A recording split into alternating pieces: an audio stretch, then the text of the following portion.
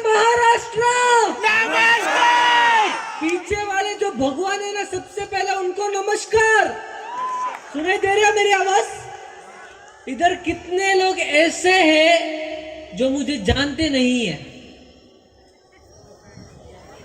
सही है, अच्छा है, बहुत अच्छा। आज मुझे और ज्यादा मजा आएगा। अपने परिचय देना चाहता हूँ। मेरा नाम निखिल चंदन है। सबसे पहले तो शुक्रिया अदा करना चाहता हूँ जिन्होंने मुझे दो जगह पैदा किया। पहला चंदन परिवार में और दूसरा है माई लाइफस्टाइल की परिवार में। तो मैं शुक्रिया अदा करना चाहता हूँ ऐसे मेरे पिता मिस्टर प्रवीण जे चंदन के लिए। राइट, एक बार उनके लिए जोरदार तालियां। उसके बाद मैं धन्यवाद देना चाहता हूँ माई मैनेजमेंट से, starting from our CEO sir mister Kailash Bhatt sir के लिए एक जोरदार तालियां। अपने सलील मैथ्यू सर सीओओ, अपने वीपी मार्केटिंग आलोक पांडे जी के लिए एक जोरदार तालियां। वीपी एडमिन सुनील जी, सारे रीजनल मैनेजर्स को निखिल चंदन का कोटि कोटि कोटि प्रणाम। और मैं सच में एक जोरदार धन्यवाद देना चाहता हूं नागपुर के टाइगर वासनिक ब्रदर्स के लिए। फिर मैं धन्यवाद देना चाहता हूं माई लाइफस्टाइल के very rare diamond mister DH Kadam sir के लिए एक जोरदार तालियां। फिर मैं धन्यवाद देना चाहता हूं Nilesh sir, Sahu sir, entire CTC NTC से लेके माई लाइफस्टाइल के परिवार को निखिल चंदन का कोटि कोटि कोटि प्रणाम दोस्तों, आप सारे लोगों को। दोस्तों आज मैं जो भी शेयर करूंगा, मैं माई लाइफस्टाइल में कैसा आया, मेरा माई लाइफस्टाइल में जर्नी कैसा था, माई लाइफस्टाइल का फ्यूचर क्या होगा और आने वाले टाइम में क्या क्या प्रोडक्ट्स लेके आने वाले हैं, उस चीज के ऊपर आज मेरा स्पीच होगा। पहला दोस्तों, आज एक बहुत बड़ा फैक्टर है। आज मेरी आज मेरी फैमिली बहुत बड़ी है। आज अगर मेरे पापा चाहिए तो मेरे लिए 100 या 200 करोड़ का फैक्ट्री खोल के मुझे उस कंपनी का मैनेजिंग डायरेक्टर बना सकते हैं। ये बहुत सारे टॉप लीडर्स जानते हैं। तो फिर भी मेरे पापा ने मुझे इसलिए इस इंडस्ट्री में लाया क्योंकि उनका विजन ये है कि एक कंपनी जनरेशन टू जनरेशन चलता रहे, इसलिए आज मैं इस इंडस्ट्री में हूं दोस्तों। उसके बाद अगर मैं बात करूं, आपको पता और मुझे पता है, एक ऐसी इंडस्ट्री है जो सिर्फ एक ही कारण चल सकती है, जो है विश्वास। विश्वास के बिना ये इंडस्ट्री चल ही नहीं सकती। विश्वास के बिना आप किसी को ज्वाइनिंग भी नहीं करा सकते हो, सही या गलत? दोस्तों अगर मैं बात करूं मेरे बचपन से लेके, अगर मैं थोड़ा अपनी चाइल्डहुड मेमोरीज की बात करूं, मैं पहले से अपने डैड से थोड़ा फ्रस्ट्रेटेड रहता था क्योंकि वो एक ऐसा टाइम था, मुझे अभी भी याद है, मेरे यूकेजी से लेके मेरे 12th स्टैंडर्ड तक मेरे पापा सिर्फ और सिर्फ 3 या 4 बार मेरे स्कूल आए रिपोर्ट कार्ड लेने। दूसरा मेरी मॉम, मैं अपने मॉम से ज्यादा क्लोज था उस चीज के कारण। जब भी मेरे स्कूल में मेरे पेरेंट्स को बुलाते थे, मेरे मॉम आते थे, मेरे डैड के मैनेजर आते थे, लेकिन पापा नहीं आते थे क्योंकि दोस्तों एक ऐसा टाइम था जब मेरे पापा पूरे इंडिया में 25 दिन ट्रैवल करते थे। मेरे को आइडिया नहीं है किधर जाते थे। मैं अपने मॉम को पूछता था, मॉम डैड का क्या बिजनेस है, मॉम को भी कुछ आइडिया नहीं था उस टाइम पे। राइट दोस्तों, उसके बाद धीरे धीरे करके जब मैं आगे बढ़ते लगा, आफ्टर कंप्लीटिंग माय 12th, दोस्तों मुझे 2-3 चीज बोलूंगा आपसे। मेरे को उस टाइम मुझे इतना सीरियसनेस नहीं था कि पापा क्या बोल रहे हैं, किसके लिए बोल रहे हैं। पापा हमेशा एक चीज बोलते हैं, निखिल इस दुनिया में सबसे बड़ी चीज, इस दुनिया में सबसे बड़ी चीज रिलेशनशिप है। जो तेरे आगे बाजू जो लोग हैं, हमें उनको आगे लेके जाना है। और निखिल तू तेरी जिंदगी में तुझे जो करना है कर, मैं तुझे कभी रोकूंगा नहीं, लेकिन 2 चीज का ध्यान रखना। पहला, अपने साथ जो लोग जुड़े हुए हैं ना, कभी भी उनका विश्वास मत तोड़ना। और दूसरा, निखिल हर एक इंसान इस जिंदगी में आता है, हर एक इंसान इस जिंदगी से जाता है। तो तेरे पीछे या मेरे पीछे 100 करोड़ 200 करोड़ 500 करोड़ छोड़ के जाएगा ना, कोई फर्क नहीं पड़ता। लेकिन अगर तेरे जाने के बाद या मेरे जाने के बाद अगर हम लोगों के लिए कुछ अच्छा करके जाएंगे ना, लोग हमें अच्छा कहेंगे। दोस्तों, मैं एज अ यूथ, मैं एज अ किड सोचता था यार मेरे पास तो सब कुछ है। मैं जिस स्कूल में पढ़ा था, लग्जरी स्कूल, मेरे क्लासमेट्स एक्टर एक्ट्रेसेस के सन्स डॉटर्स, पॉलिटिशियंस के सन्स डॉटर्स, राइट, इंडस्ट्रियलिस्ट के सन्स डॉटर्स मेरे क्लासमेट्स थे। तो फिर भी मैं सोचता था मेरे पापा मुझे सब क्यों बोलते थे, बिकॉज मुझे तो लगा मेरे पास सब कुछ है।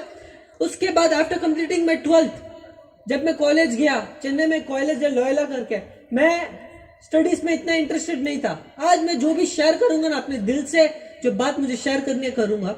After completing my 12th college गया, कॉलेज 1.5 ईयर स्टडी किया।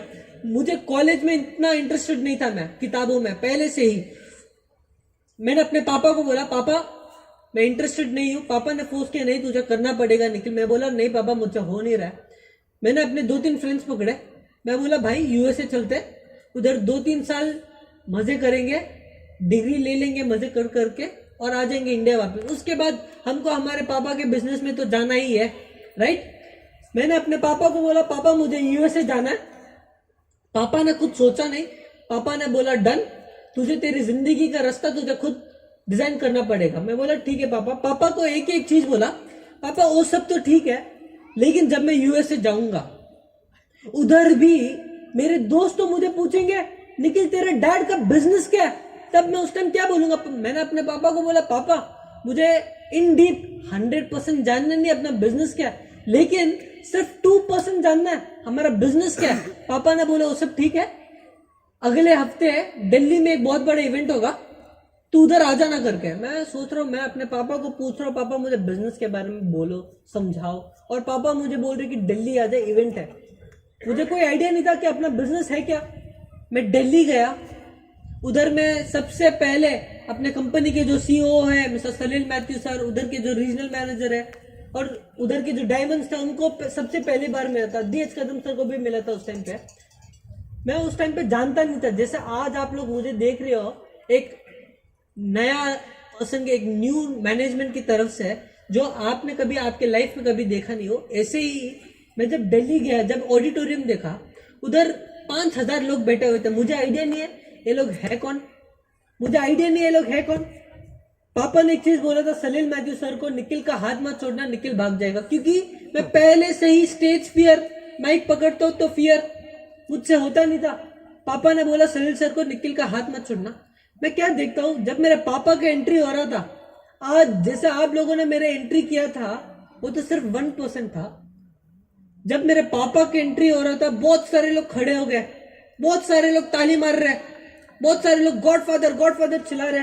मुझे समझ में नहीं आया कि ये लोग गॉडफादर क्यों चिल्ला रहे भाई, मुझे समझ में नहीं आया। बहुत सारे लोग ताली मार रहे। फिर पापा उनका स्पीच चालू किया। उनके स्पीच के बीच में उन्होंने मेरे को इनवाइट किया, let me present you next generation of my lifestyle. मैं ऊपर आया, पापा ने एक सवाल पूछा बहुत सारे लोगों के सामने, निखिल मेरे बाद लोगों के जो भी चाहत है, लोगों के जो भी सपने हैं, उसको पूरा करेगा। मुझे कोई आइडिया नहीं कौन सी बिजनेस की बात कर रहा है।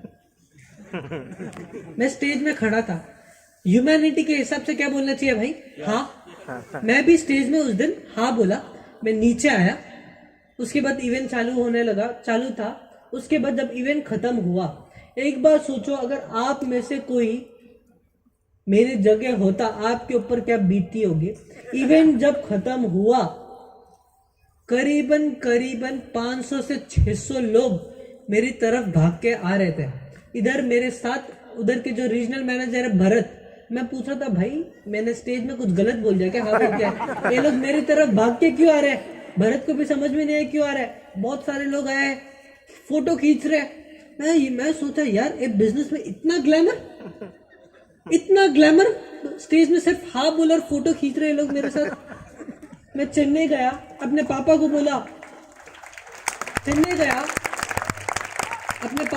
पापा मुझे सिर्फ देखना है बिजनेस क्या है, 2% देखना है, उसके बाद मैं बिजी हो जाऊंगा मेरे लाइफ में, यूएसए चले जाऊंगा।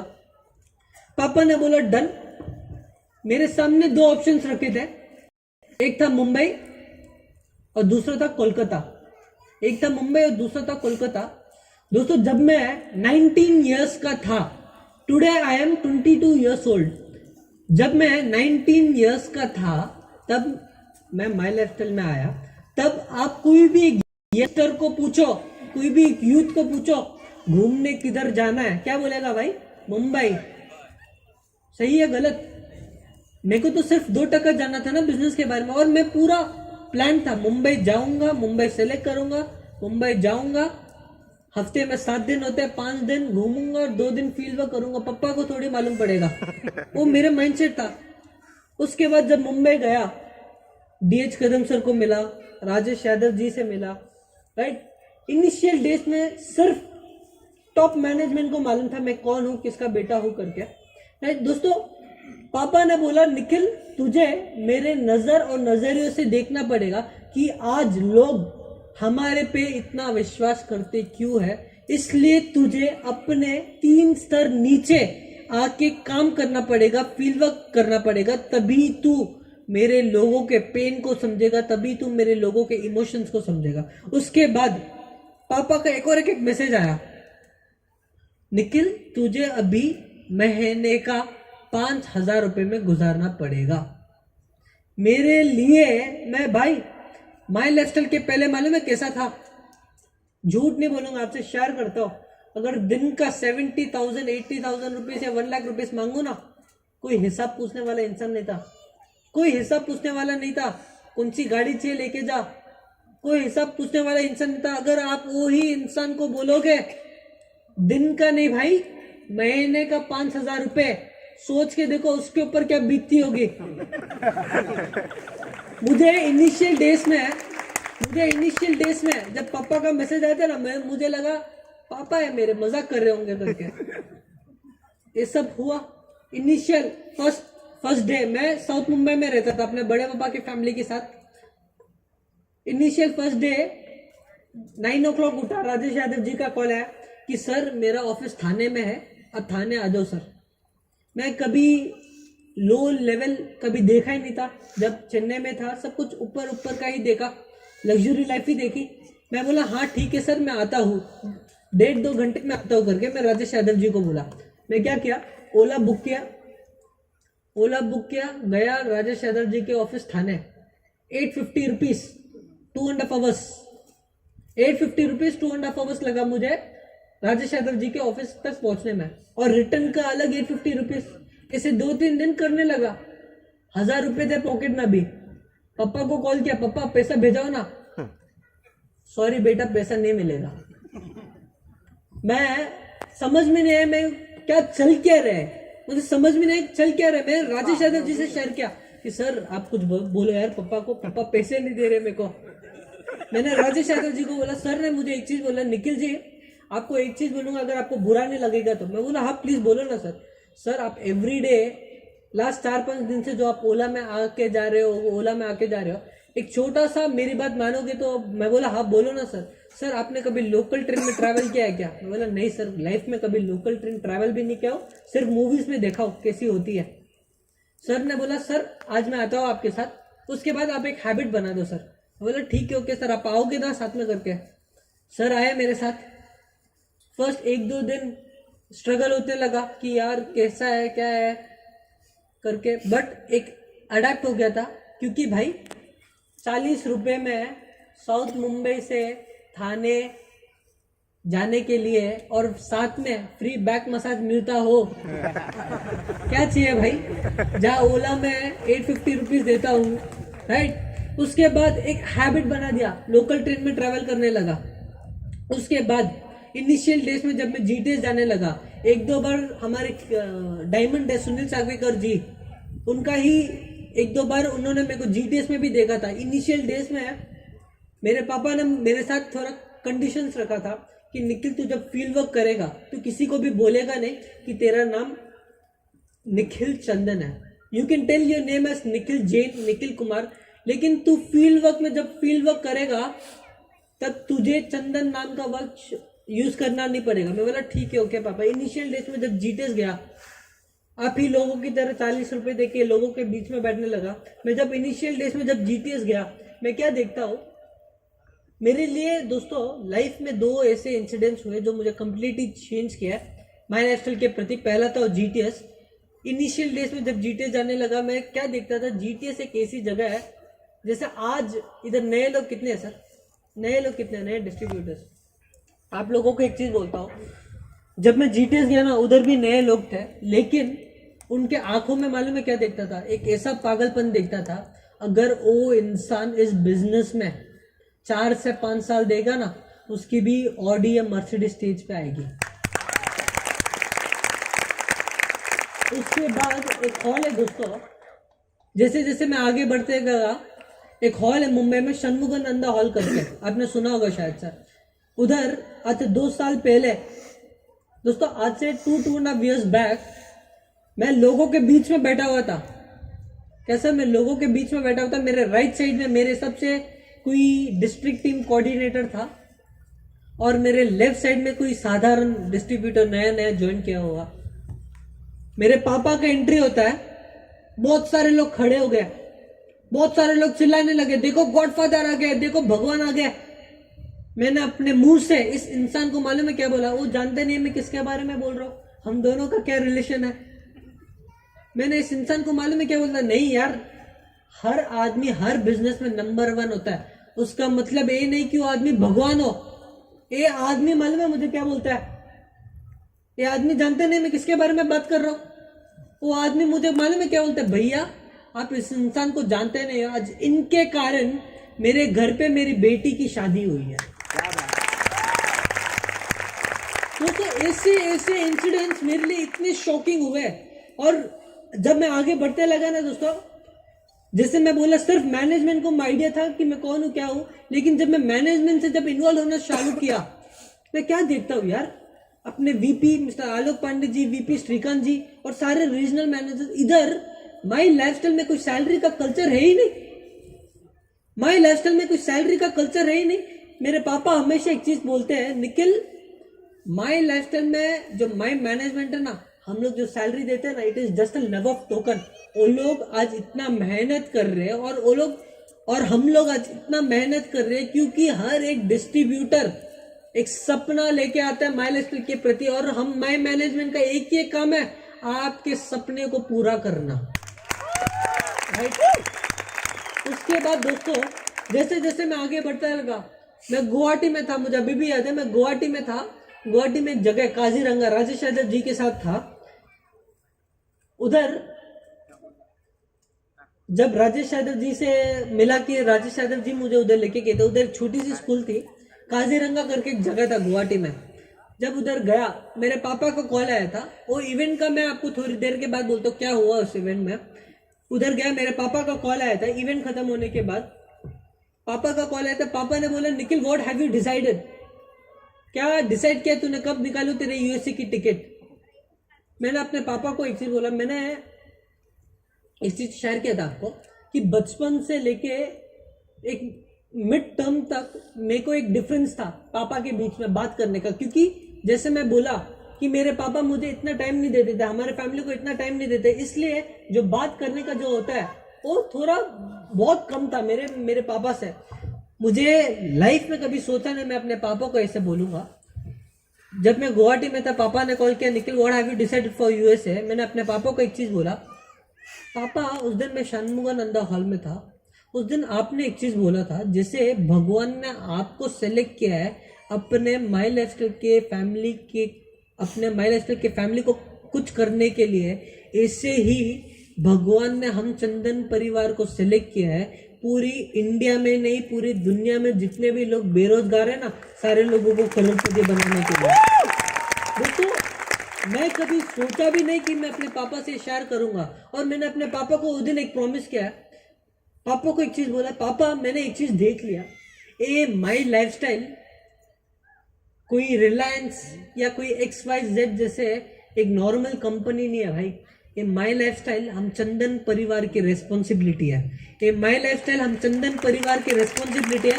और मैं आज आपसे वादा करता हूँ, मैंने अपने पापा से बोला, मैं आज आपसे वादा करता हूँ, जितना मेहनत आपने किया है उससे 5 गुना मेहनत करने के लिए तैयार है, और मरते दम तक माई लाइफस्टाइल को कभी छोड़ के नहीं जाऊंगा। उसके बाद दोस्तों मैं ये नहीं बोलूंगा कि आज भी मैं सक्सेसफुल हूं, नहीं, आज भी मैं सीख ही रहा हूं आप ही लोगों की तरह। उसके बाद जैसे मैं आगे आगे बढ़ते गया, मेरे पापा हमेशा एक चीज बोलते हैं, निखिल जैसे हम आगे बढ़ते रहते हैं ऐसे ही मेरे पापा के साथ बहुत अच्छे अच्छे लोग जुड़े और मेरे पापा के साथ वही लोग जुड़े जिनका बिलीफ सिस्टम ये था कि दूसरे के लिए कुछ करना है। और मैं एज ए यूथ एक चीज समझ गया था, एक बिजनेस में दिमाग वाले लोगों की जरूरत ही नहीं है। दोस्तों आज अगर मैं बात करूं, today I am 22 years old, आज मैंने एक ऐसा विजन देखा है, आज आपसे शेयर करूंगा। इधर कितने लोग ऐसे हैं जो यूथ है, मैं सब जगह से देखना चाहता हूं कितने लोग ऐसे, यूथ का मतलब 30 साल के अंदर। ओके दोस्तों, मैं पूछना चाहता हूं आज के यूथ को क्या चाहिए भाई? आज के यूथ को क्या चाहिए? पैसा, बैंक बैलेंस और बंगला और मेरे हिसाब से आज के सिनेरियो की अगर बात करूं, एक कोविड-19 लॉकडाउन के बारे में अगर बात करूं, एक न्यूज़पेपर के एक आर्टिकल के हिसाब से इंडिया में लॉकडाउन के कारण पढ़े लिखे लोगों की अगर बात करूं, मोर देन 8 करोड़ पीपल बेरोजगार किए गए। सोच के देखो, इंडिया एक ऐसा देश है जहां पढ़े लिखे लोगों की संख्या कम है। सोच के देखो बिना पढ़े लिखे लोग कितने हैं जो बेरोजगार किए गए। सही या गलत? सही। आज की डेट में मेरे हिसाब से एक यंग को, एक यूथ को एक बेहतरीन कैरियर चाहिए। सही या गलत? एक बेहतरीन कैरियर चाहिए। मैं पूछना चाहता हूँ, लोग नेटवर्क मार्केटिंग को एज ए कैरियर वे में क्यों नहीं देखते? मैं पूछना चाहता हूँ, लोग नेटवर्क मार्केटिंग को एज ए कैरियर वे में क्यों नहीं देखते? आपको अगर बिजनेस में सक्सेसफुल होना है, आज आपको एक प्रॉमिस करना पड़ेगा, मुझे नहीं खुद से। मैं आज आपको एक चीज मैनेजमेंट की तरफ से एक चीज बोल देता हूँ, माई लाइफस्टाइल भाई कोई स्कीम नहीं है, ऐसा नहीं है। जो नए लोग इधर आए हैं उनको एक चीज बोल दूंगा, आपको शायद से बोला होगा, किसी ने बोला होगा भाई इधर रातों रात करोड़पति बनते हैं। गलत। माई लाइफस्टाइल का एक ही एक नारा है, एक ही एक फॉर्मूला है, अगर आप 4 से 5 साल बिजनेस को दोगे तो ही आपके नाम के आगे लखपति और करोड़पति होगा। मैं ऐसे क्यों बोल रहा हूं? क्योंकि जब मैं इनिशियल डेज में जब माई लाइफस्टाइल ज्वाइन किया, मैं बहुत सारे यंगस्टर्स को देखता था, बहुत खुश होता था कि यंगस्टर्स, बहुत सारे यंगस्टर्स से बिजनेस ज्वाइन करते हैं। लेकिन इश्यूज क्या होते थे मालूम है? बहुत सारे यंगस्टर्स, हम लोगों को क्या चाहिए मालूम है? यंगस्टर के नजरिए में अगर बात करूं, हम लोगों को सब कुछ जल्दी चाहिए, घर, गाड़ी, पैसा, सब कुछ 1 साल के अंदर चाहिए। नहीं मिलेगा भाई। अगर आपको बिजनेस में सक्सेसफुल होना है, 4 से 5 साल इस बिजनेस को पार्ट टाइम नहीं एज ए फुल टाइम देना पड़ेगा। क्या देने के लिए तैयार हो? अगर मैं बात करूं, मैं क्यों बोल रहा हूं कि नेटवर्क मार्केटिंग का एज ए करियर वे में लो? बिकॉज आज अगर मैं यूएस की बात करूं, या अपना जो पहला कन्वेंशन हुआ था मलेशिया में, उधर मैं एक टैक्सी में बैठा हुआ था, उधर के आदमी को पूछा, उधर के लोकल लाइट को पूछा, भाई तुम्हारे इधर कोई बेरोजगार नहीं है क्या? वो आदमी मालूम है क्या बोलता है? सर इन मलेशिया जो भी आदमी बेरोजगार होता है ना, उधर की गवर्नमेंट बोलती है go and join direct selling. हम लोग ये रोल प्लान इंडिया में क्यों नहीं कर सकते? मैं पूछना चाहता हूँ, इंडिया दुनिया की सबसे बड़े यूथ कंट्रीज में बोला जाता है। सही है गलत? दुनिया की सबसे बड़ी पॉपुलेशन में बोला जाता है इंडिया को। लेकिन इंडिया का नेटवर्क मार्केटिंग में टर्नओवर कितना मालूम है? किसी को कोई आइडिया? 7,500 करोड़, वो भी 1 साल हुआ है। अगर मैं यूएस की टर्नओवर बोलूं, it is more than lakh crore. कितना sir? It is more than lakh crore. क्यों? हमारे इंडिया, मैं अपने इंडिया को प्यार करता हूं, लेकिन आप भी चाहते हो और मैं भी चाहता हूं, हम लोग हमारे इंडिया को नंबर 1 देखना चाहते हैं। सही या गलत? सही है। इसके लिए हमको क्या करना चाहिए भाई? इसके लिए हमको क्या करना चाहिए? सबसे पहला आपका जो माइंडसेट है ना, उसको बदलो, तो ही आप बदलोगे। बॉस, ए मोटिवेशन, एक बॉम्ब जैसा होता है। रात को अगर आपका सर दुखता है ना, आप लगाते हो, सुबह वापस वही सीन हो जाता है। अगर आपको आपके लाइफ में सक्सेसफुल बनना है, पहले आपके माइंड को चेंज करो, पहले सक्सेसफुल वाले दिमाग के आइडियाज रखो।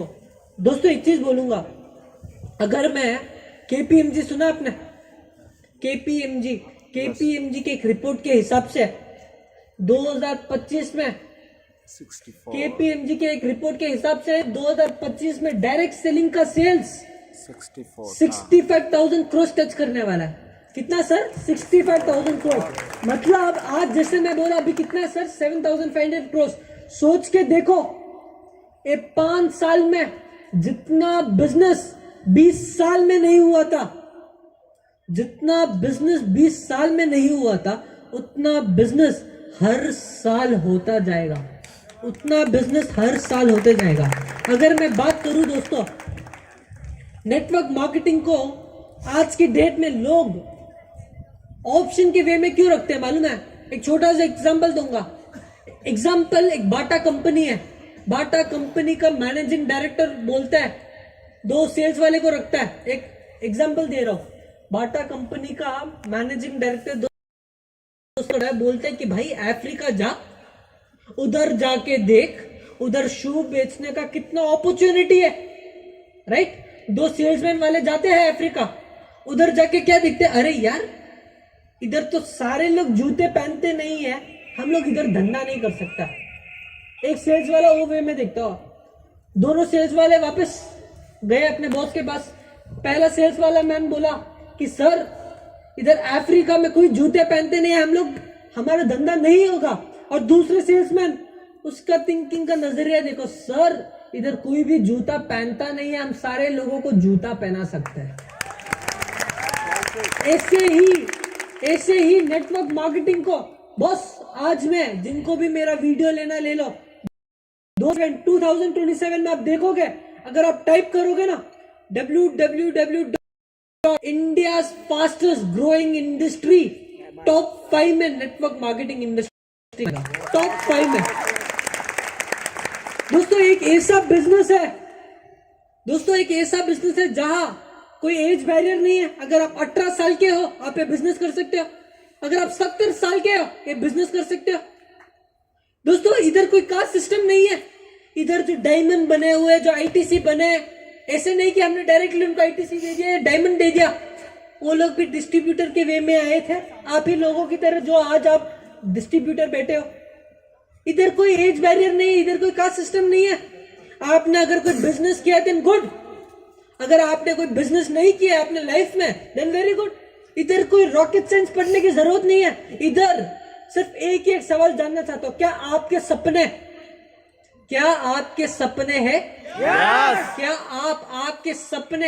आप आपकी फैमिली के सपने पूरा करना चाहते हैं? Yes! तो ये आज आपकी भी रिस्पॉन्सिबिलिटी है कि आपके साथ जो भी लोग जुड़े, उनको भी करोड़पति बनाना ही पड़ेगा। Yes, yes! राइट? मैं एक चीज बोलना चाहता हूं, हर एक यंगस्टर को, मैं कोई एजुकेशन के अगेंस्ट नहीं हूं, लेकिन एक प्रैक्टिकल चीज की बात करूं ना, हम ये लोग यूकेजी करते हैं, एलकेजी करते हैं, फर्स्ट स्टैंडर्ड पढ़ते हैं, 5th स्टैंडर्ड पढ़ते हैं, 10th स्टैंडर्ड पढ़ते हैं, 12th पढ़ते हैं, 12th के बाद ग्रेजुएशन, देन पोस्ट ग्रेजुएशन। हमको पोस्ट ग्रेजुएशन करते करते कितना साल हो जाता है सर? एवरेज क्या पकड़ो, 23 एवरेज पकड़ते हो अगर आपको अच्छे मार्क्स मिलते हैं, राइट? चलो अगर आपका पोस्ट ग्रेजुएशन भी हो गया, उसके बाद क्या होता है भाई? ढूंढो कौन सी जॉब मिलेगी। चलो अगर आपने अच्छी पढ़ाई कर ली तो आपको आगे से नौकरी मिलती है, सही या गलत? और नौकरी को सीखने में 3 साल लग जाते हैं, सही या गलत सर? सीखते समझते हमको करीबन 26 to 27 ईयर्स हो जाते हैं, सही या गलत? सही। सोच के देखो, आज इंडिया में यही प्रॉब्लम है। इधर 26 या 27 के एज में लोगों को इतनी बड़ी बड़ी पढ़ाई करने के बाद भी 15,000, 20,000, 30,000 की सैलरी मिलती है। अगर यूएस की बात करूं, उधर हर एक बिजनेस, हर एक आदमी एक बिजनेस करता नहीं है, 2-3 बिजनेस, मल्टीपल बिजनेसेस रखता है, क्योंकि उसको मालूम है कब क्या हो जाए। राइट दोस्तों, मेरा बोलने का मतलब समझो। आपका सपना है 25 का हो जाऊंगा, 26 का हो जाऊंगा, मुझे बड़ी लेविश लाइफस्टाइल कार खरीदनी है, लेकिन आपको सैलरी कितनी मिलती है भाई? 15,000, 20,000, 30,000। मैं आपको एक सवाल पूछना चाहता हूँ, आप लोग इतनी बड़ी बड़ी पढ़ाई करते हो, इतना सब कुछ एजुकेशन करते हो, इतना मेहनत करते हो, किसके लिए भाई? 15,000, 30,000 के लिए क्या? किसके लिए भाई? आप लोगों को अगर सक्सेसफुल बनना है, आपके माइंड में एक चीज डाल दो, अगर इधर कितने लोग ऐसे हैं जो नौकरी करते हैं भाई, पार्ट टाइम जो भी हो, कितने लोग ऐसे हैं जो नौकरी करते हैं? मैं आप लोगों को इंसल्ट नहीं करता, एक क्वेश्चन है, उसका आंसर जानना चाहता हूं। क्वेश्चन है नरेंद्र मोदी जी का, प्राइम मिनिस्टर साहब का एक क्वेश्चन है, पूछूं क्या आपको? यस। क्या नौकरी करने से अपना भारत बदलेगा? नहीं। क्या सर? नहीं। अगर आप हाँ बोलते हो, मैं भी सूट वूट साइड में रख के मैं भी नौकरी करना चालू कर दूंगा। इंडिया तभी ही बदलेगा जब हम इंडिया में ज्यादा से ज्यादा एंटरप्रेन्योर्स क्रिएट करेंगे। यार एक चीज समझ के देखो, अगर मैं बात करूं ना दोस्तों, जैसे मैं बोला इधर कोई एज बैरियर नहीं है, अगर आप 18 ईयर्स के, अगर मैं बात करूं माई लाइफस्टाइल में, आज मैं पूरा इंडिया ट्रैवल करता हूं, मैं क्या देखता हूं माई लाइफस्टाइल में? 20-20 साल के लड़के, 21-22 ईयर्स के लड़के आज माई लाइफस्टाइल में 75,000, 80,000 की इनकम पाते हैं STC, RTC के रैंक में। अगर मैं बात करूं माई लाइफस्टाइल में, बहुत सारे यंग वुमेन्स है एट द एज ऑफ 23, 24, 21, आज के डेट में बहुत बड़ा इनकम पा रहे। अगर मैं बात करूं माई लाइफस्टाइल में, जैसे मैं बोला 18 साल के हो या 70 साल के हो, 70 साल के अपने डायमंड है, मालूम आपको? उनका नाम है चाचा चौधरी साहब। क्या सर? उनका नाम है चाचा चौधरी साहब। ही 70 ईयर्स ओल्ड। इधर हम में से एक एवरेज एज क्या पकड़ू सर? हम सारे लोगों का एक एवरेज एज क्या पकड़ू? 30-35 पकड़ू? सब लोगों का एक एवरेज एज 30-35 पकड़ता हूं। सोचो 70 के एज में भी आज उनका मंथली इनकम बोलू 30 to